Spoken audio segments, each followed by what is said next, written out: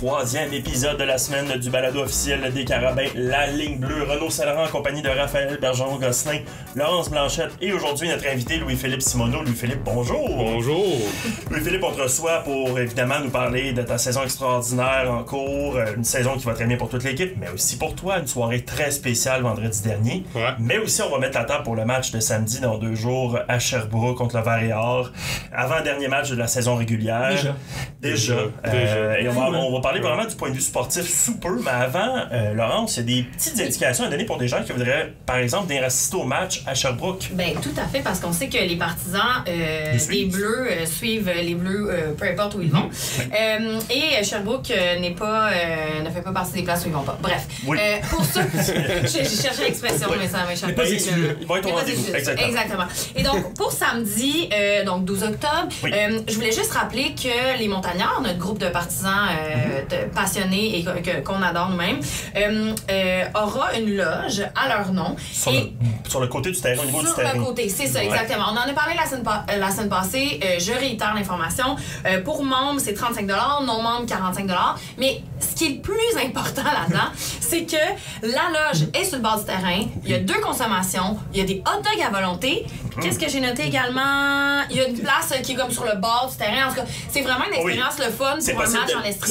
C'est possible que les joueurs aient célébré un toucher. Ouais. Comme LM l'an passé. Exactement. Qu'on appelait le Lambeau Leap, là, comme au stade des Packers de Green Bay. Là, ça peut se faire à Sherbrooke, sauter dans la foule. Exactement. Un traitement VIP, quoi. On peut dire ça comme ça. Et également, pour ceux qui, peuvent pas ou veulent pas, bref, aller dans la loge, les Montagnards sont quand même sur place et se font un mini tailgate. T'sais, c'est pas la même chose que quand on est au septième. C'est un tailgate dans le tailgate. Un tailgate dans le tailgate et ils vendent de la bière, contribution volontaire pour les gens, mais vraiment le petit package de loge, c'est pendant le match. Je pense que c'est des gratuits. Et c'est intéressant parce qu'à Sherbrooke, nous, ici, on a un tailgate plus urbain. On invite les gens à venir en métro, du moins, on peut pas vraiment stationner sur place, c'est plutôt plus loin.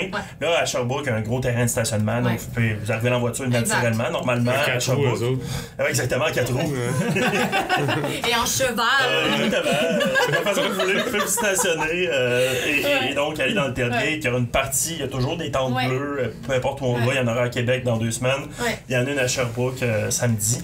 Une tente bleue, la tente des Montagnards, allez les voir, ils sont super fins, très accueillants. Dans le forfait qu'ils offrent, là, que je viens d'expliquer, il n'y a pas de transport qui est inclus par contre. Il faut se rendre par ses propres moyens, cheval, whatever, 4 roues.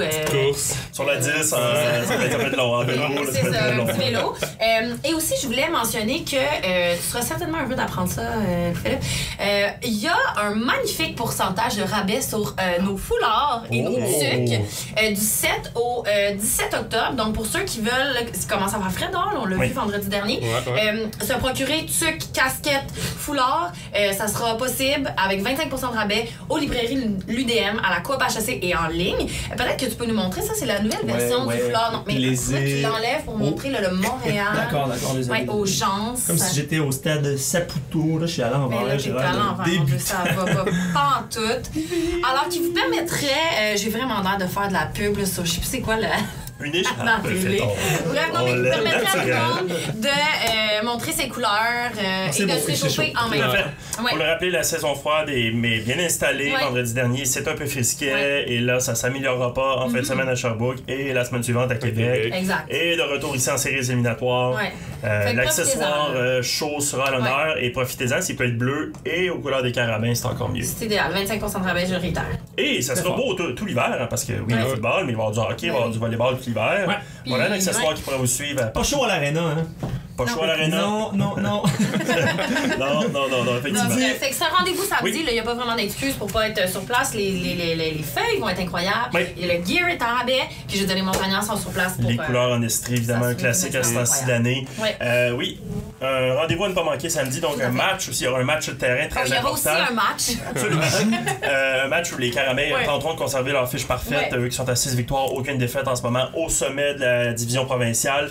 Louis-Philippe, donc un match avec Sherbrooke. C'est jamais évident d'aller jouer à Sherbrooke. À chaque année, on arrive là en se disant c'est toujours des matchs serrés. Sherbrooke est une équipe qui joue intensément du début du premier sifflet au dernier sifflet.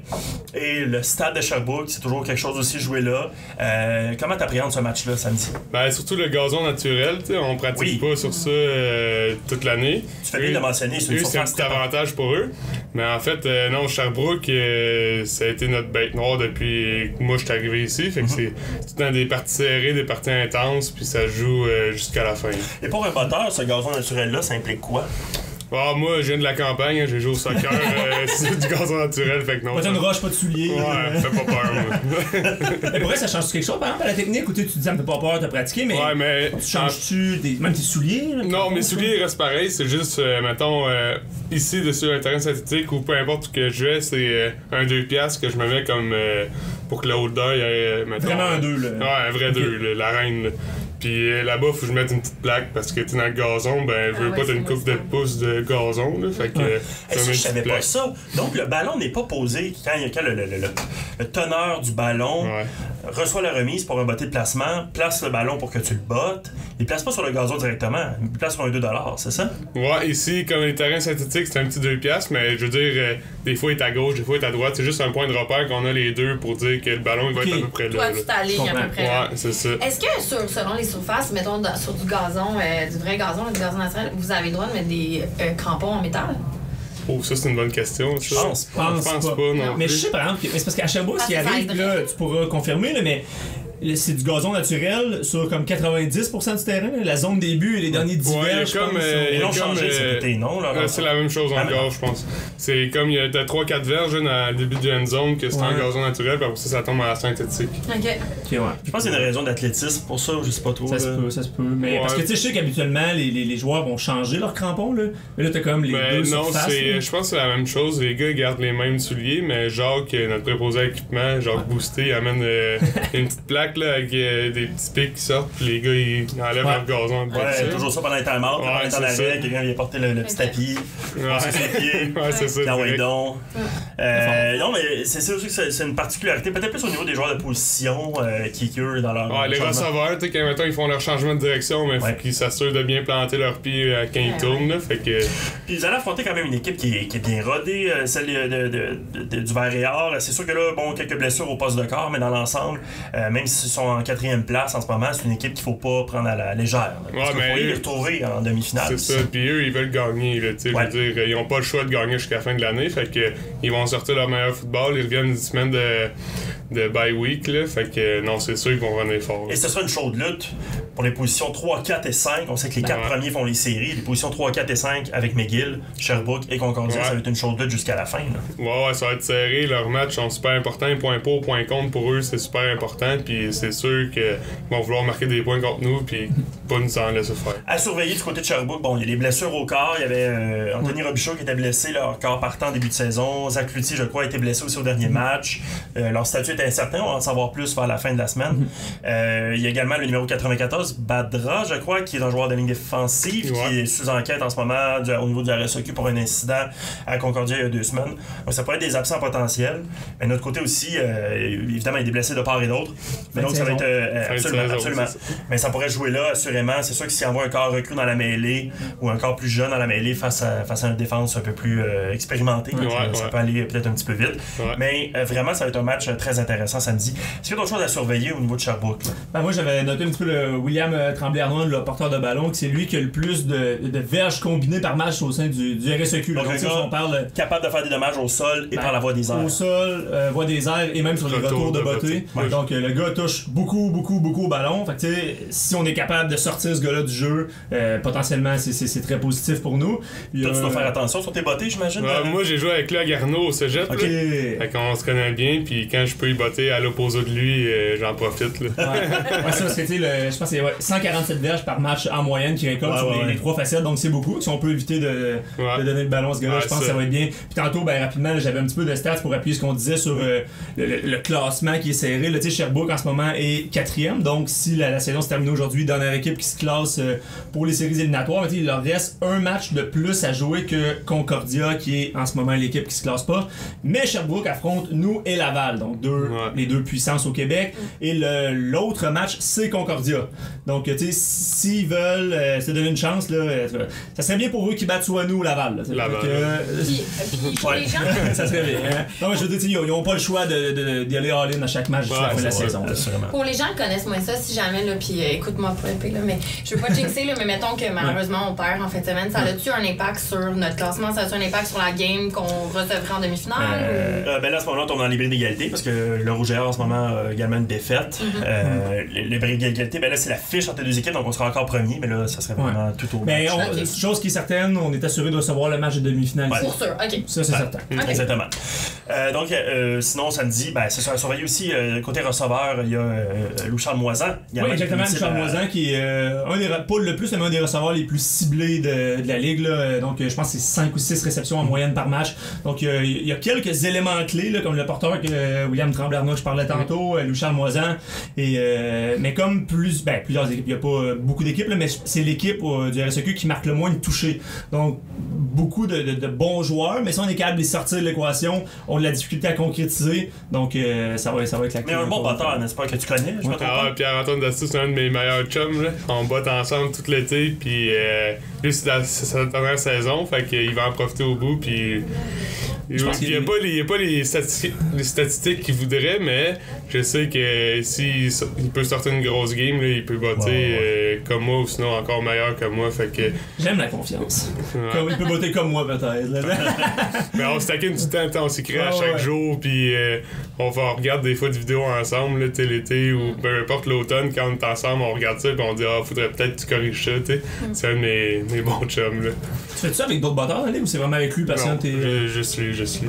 Très cool. Quand même que vous partagez, tu sais, corriger ça et tout, parce qu'en bout de ligne, tu l'aides à s'améliorer, puis tu le fais. Lui aussi, en fait, il m'aide à m'améliorer parce que moi, des fois, je vois des choses où je vois pas des choses que lui il voit, tu sais. Fait que on s'entraide comme ça, jusqu'à date ça va bien, puis malgré la compétition, c'est assez beau, c'est touchant au bout. Ben oui, puis ça revient souvent à ce qu'on dit avec les joueurs de football, c'est sûr que vous arrivez, faites un choix d'une université ou un autre, mais vous êtes connus au cégep, vous êtes dans le cas des batteurs, c'est parce que vous êtes une petite communauté au Québec, et vous pratiquez souvent dans les mêmes écoles de batteurs ou les mêmes camps de batteurs, c'est sûr qu'il doit y avoir des liens qui se créent, puis c'est à peu près la seule position où vous allez jamais vous rentrer dedans, fait qu'on vous fait moyen de il n'y a aucune chance que vous soyez fâchés l'un l'autre. Donc, puis c'est souvent les mêmes entraîneurs de batteurs. On a Denis qui coach avec nous ici, mais on a notre coach Steve aux États-Unis qui l'été, on prend notre char et on monte aux États-Unis ensemble, tu sais. Puis, non, mais tu sais, ça reste que quand on est sur le terrain, moi je vais être meilleur que lui, puis lui il va être meilleur que moi, puis on se crée des petites bêtises un peu pour cette année, en tout cas, ça va bien. Tu disais, il n'y a pas les stats qu'il veut. Si c'est pas si il est 10 en 11, c'est lui qui a le meilleur pourcentage de réussite. C'est pas lui qui a le plus de placements réussis, mais c'est un gars efficace. Ça va avec les succès de l'attaque, c'est-à-dire qu'il faut qu'il se rende jusqu'à tes faut qu'il ait la chance de faire un placement. Quand il a la chance jusqu'à maintenant, il est 10 en 11. Ça va quand même bien. 10 en 11, ça? C'est bien lui qu'on parle, là? Pierre-Antoine Dastou. Ah, excuse-moi, non. Mais Sherbrooke, excuse-moi. Tu connais tes affaires. C'est Louis Tardif, je pense que. Ouais, moi je parle de lui. En tout cas, bref, Sherbrooke, regarde, peu importe, en placement, ils ont un bon moteur. Absolument. Ben, un match à surveiller donc samedi à Sherbrooke. Ça se passe donc au stade de l'université. Je peux vous y rendre, c'est à 14h. Un match qui est diffusé également à TVA Sport si vous n'avez pas l'occasion de vous rendre sur place. Mais c'est donc l'avant-dernier duel de la saison régulière. Déjà. La semaine prochaine, après ça, on sera à Québec. Mais on commence par Sherbrooke. Mais reculons un peu en arrière, Louis-Philippe, parce que jusqu'à maintenant, tu as une belle saison. Ça a été beaucoup documenté dans les médias que ton retour, que le fait qu'il y a peut-être moins d'un an encore, mais mettons cet hiver ça va faire un an, t'étais même pas sûr si t'allais jouer un jour au football à nouveau et là te revoilà non seulement de retour sur le terrain mais avec beaucoup de succès. Comment se passe cette saison-là pour toi à date? Là? On s'est parlé, pas au podcast, mais autrement, on s'est parlé en début de saison, tu t'es toujours retrouvé la forme et tout. Où tu en es là aujourd'hui, à ce jour, début octobre? Ben moi, je m'avais fait aucun objectif pour la saison. Je vais, ça va bien, ça va pas bien. Ben, il y a d'autres batteurs en arrière de moi qui sont bons aussi. Là. Fait que... ma technique, elle recommence progressivement à aller mieux. T'sais, comme là, je vois juste mon médecin au mois de janvier, fait que j'ai la tête claire. Là. Ouais. Tu penses pas à la maladie, à ce cancer, on ouvre la parenthèse pour ceux qui ne savaient pas. Ce cancer qui t'a affligé au cours de la dernière année. Ouais, c'est ça. Lymphome non-Hodgkinien de type B agressif. Ouais, direct. Donc ça, tu l'as plus en tête parce que tu trouves pas ton médecin. C'est ça, au début de la saison, je passais des scans encore, je voyais mon médecin tout le temps, puis là, tu veux pas, tu te fais des scénarios dans ta tête que. Tu dois l'oublier. Ouais, ça, t'as un petit mal de ventre, là, tu te dis, ça revient, tu sais.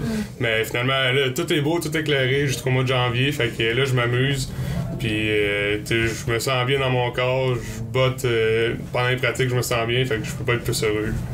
Puis, on ouvre une parenthèse. Une autre parenthèse, vendredi passé, c'était une soirée spéciale sans que tu le saches, hein? T'as battu un record d'équipe, ton 60e botté de placement en carrière, tu l'as réussi ton 4e botté de placement du match, qui te permettait de battre le record de 59 de Pierre-Paul Gélina, voilà. Un record d'équipe donc qui te permet, encore une fois, parce que tu l'as déjà fait cette année et dans ta carrière, d'écrire ton nom dans le livre des records des Carabins, là, c'est ta marque finalement. C'est pas évident d'accomplir ce 60 bottés dans une carrière de 5 ans. T'as réussi ça, donc on va commencer par le commencement. Là. Comment t'as vécu ça vendredi dernier, d'apprendre que t'avais réussi à battre ce record? Je bottais dans mon filet avec Denis justement, puis là le caméraman s'en vient à côté de moi, puis quand je me chauffe, il y a jamais personne alentour de moi. Puis là il me dit « Ah, ça va être ton 60e quand tu vas aller le faire. » Ben je le regarde, j'ai aucune idée, tu sais. Mais là, c'est ça, là, il me dit ça de même, puis là, il continue à me filmer pendant que je me chauffe, fait que là, je me dis, oh, il y a quelque chose qui se passe, là. Puis là, j'embarque sur le terrain, là, on fait la feinte, puis là, on marque un toucher, mais on a une punition, fait qu'on recule. Là, on frappe le placement, là, je l'ai, puis là, je commence à entendre ça dans les haut-parleurs, que je t'ai battu un record, là, je suis là, tu entendu sacré quand il y a eu la fin? Parce que là, moi, j'ai dit, c'est pas vrai! Une feinte!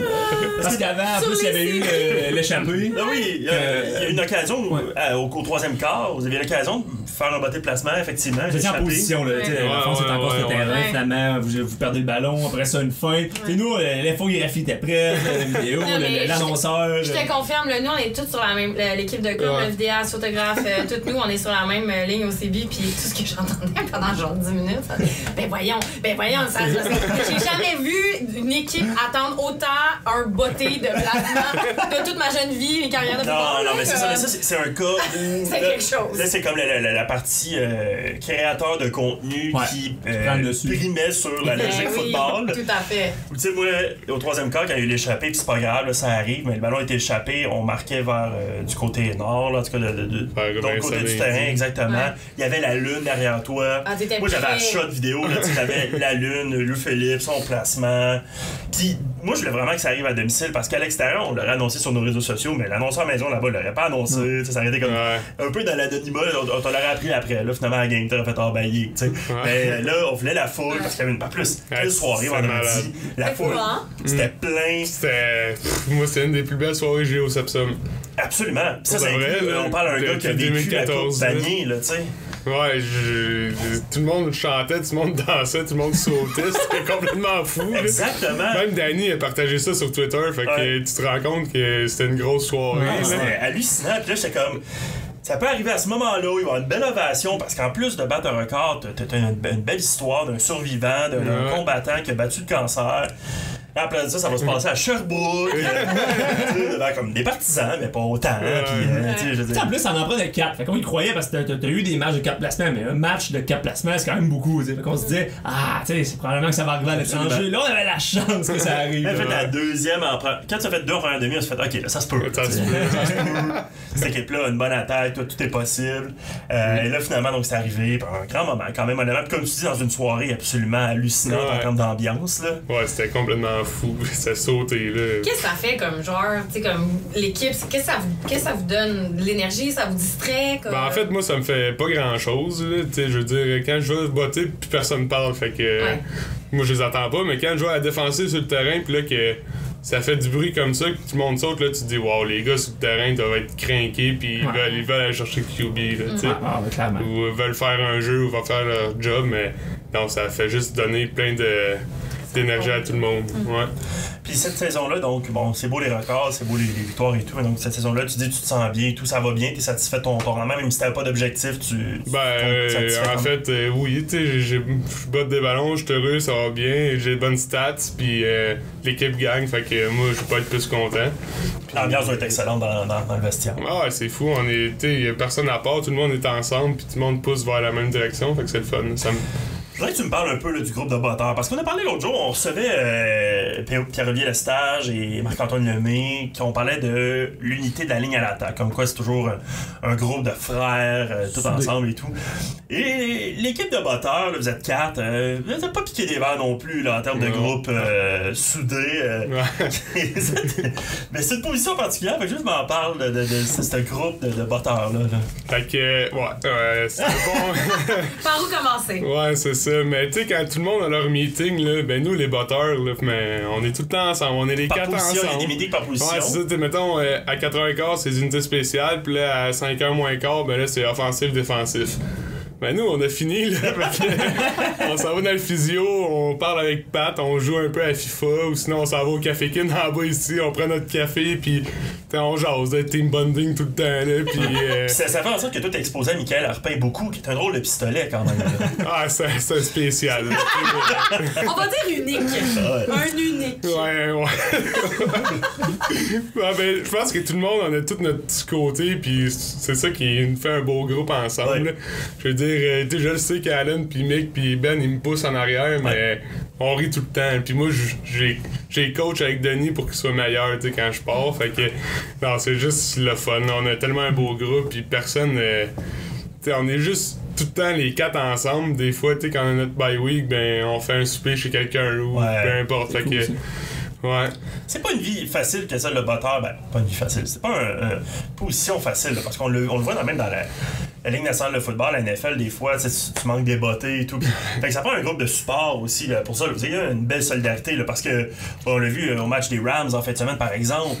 Lorsque le match se décide sur un botté et tu le manques, des fois, tu peux te trouver bien seul dans le vestiaire. Fait que t'es content d'avoir tes amis avec toi. Là. Ouais, c'est ça. Puis eux, ils sont capables de se mettre à ta position. Fait que.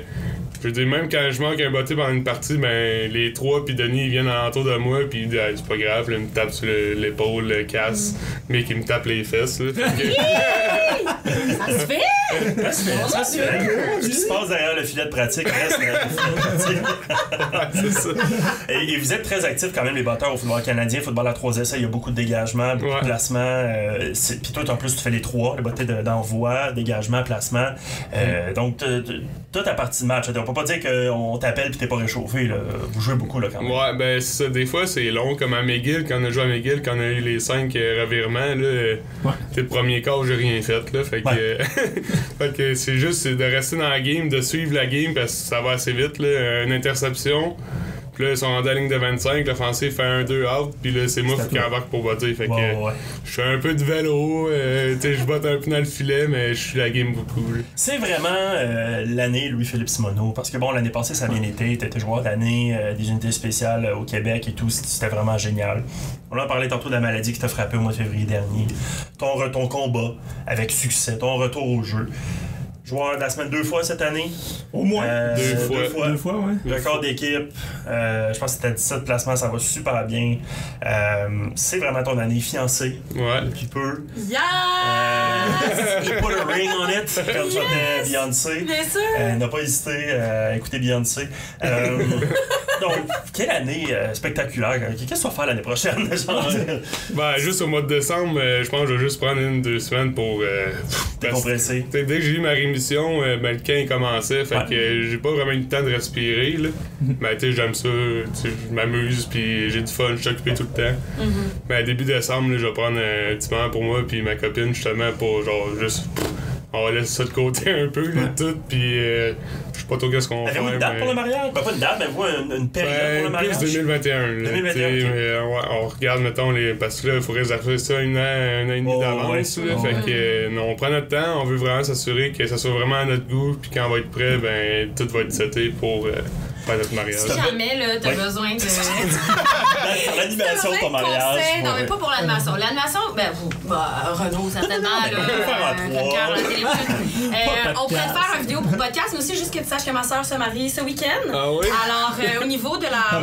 J'espère qu'elle écoutera pas ça, mais au niveau de la Bridezilla, tu sais, là, les filles qui se marient, qui veulent plein d'affaires, qui sont très en contrôle, je veux vraiment te donner non seulement les contacts des places, mais aussi quelques trucs pour réussir à survivre. Assurément, une idée de à quel point tu as besoin d'économiser. Oui, au niveau d'économie, là. Ça vaut la peine de commencer sa carrière professionnelle. Oui. Donc, je devrais amasser quelques sous. Pour toi, une enveloppe tangerine. Parce que. Ça va y aller par là. Ouais. Mais quelle belle aventure, puis quelle belle histoire aussi. Puis c'est vraiment génial que bon, côté amoureux, en plus, tu as la chance d'avoir rencontré la femme de ta vie avec laquelle tu vas te marier. Puis ça a été, si je me trompe pas, un ancrage important dans toute cette épreuve-là que tu as traversée. Là. Ouais, c'est sûr. Elle était là depuis le premier jour. Dès que je suis rentré à l'urgence, elle était avec moi. Puis elle a passé 2 semaines à l'hôpital à dormir sur un petit divan. Son dos s'en mettra peut-être jamais. C'est ça. Faudrait que je paye plein de massages. C'est ça. Mais non, mais tu sais, elle a été là depuis le premier jour, comme ma famille puis sa famille aussi. Je veux dire, on n'a pas été seuls là-dedans, mais elle m'a vraiment supporté. On habite ensemble, fait qu'à chaque jour on se voyait. Puis c'est sûr qu'il y a eu des moments plus durs que d'autres, mais elle était là pour me sortir la tête de l'eau. Puis c'est pour ça que je la remercie beaucoup. Absolument, on la salue. Hein? Ouais. Pour toi, là, après ça, bon, donc t'accroches tes crampons ici avec les Carabins, c'est ta dernière année, c'est sûr, c'est ta 5e année ça, c'est cette sûr. année. Donc ça se termine cette année. On le sait, ça va se terminer avec une coupe Vanier, puis bon, le champagne et tout. Mais c'est toujours froid. C'est beau. On met ça dans l'atmosphère. On met ça dans le. Je lance ça dans l'atmosphère. Après ça, donc début décembre, lorsqu'on aura fini de faire la fête, c'est quoi l'avenir pour Louis-Philippe Simoneau? Ben, c'est sûr que s'il y a des opportunités pour professionnels, je vais les écouter. Mais c'est pas vraiment mon. Je me mets pas ça comme but. Pas ton seul objectif de vie. Non, c'est ça. Parce que c'est assez ingrat. Là. Tu peux être là 2 semaines, puis ils te coupent, puis t'as plus de salaire, t'as plus rien. On l'a vu Félix, Ménard-Brière. Ouais, c'est ça. Il a fait 6 équipes, 6-7 équipes. Fait que moi, ça me tente pas pantoute de faire ça. Fait que s'il y a une shot, puis je trouve que c'est une bonne opportunité pour moi, puis pour ma copine aussi, parce que je suis pas tout seul là-dedans, ben on va regarder ça, on s'assure ensemble, on va checker, mais sinon, je vais finir mon certificat en santé et sécurité au travail, puis j'aimerais vraiment ça rentrer dans un travail pour cet hiver, là, finir mon... Peux-tu rester à Montréal, retourner dans ton coin à Saint-Hyacinthe? Alors, on a notre appartement à Montréal, puis elle travaille à Montréal aussi, puis elle rentre à maîtrise, fait que on le sait pas trop encore, mais on pense rester au moins une autre année à Montréal. Puis est-ce que t'en parles, parce que tu dis que vous êtes un bon réseau de contacts avec les batteurs, est-ce que vous en parlez un peu de la vie professionnelle à Félix Ménard-Brière notamment, ou à d'autres? Ben, Boris, je le connais quand même beaucoup à Montréal. On a le même coach aux États-Unis avec Steve. Puis, des fois, on se parle, mais on se parle pas vraiment de la vie professionnelle. Mais, on voit tout le temps, mettons, des Sean qui revient ici à Harrington. Même si c'est pas un batteur, ben, il vit ça, tu sais. Fait que Sean, puis tous les autres aussi. Fait que, non, on fait juste en parler, mais c'est sûr que c'est un rêve. Si ça peut arriver, tant mieux, mais sinon, je vais avoir vécu une très belle carrière avec l'Université de Montréal, puis je peux pas être plus heureux. Là. Ben, merci beaucoup d'avoir pris ces quelques minutes de ta semaine pour venir s'entretenir avec nous. Louis-Philippe Simoneau, donc, qui était avec nous pour nous parler de ce match qui s'en vient dans 48 heures à Sherbrooke contre le Varéor, et également de sa saison extraordinaire qui... n'est pas encore terminé, loin d'être terminé. Non, on continue ça jusqu'à la fin de novembre. Exactement, 2 gros matchs suivis des séries éliminatoires. Donc merci beaucoup à Louis-Philippe d'être passé ici en studio. Plaisir. Et nous on se retrouve mardi prochain avec le tour de l'actualité de l'univers des Carabins de l'Université de Montréal. Salut!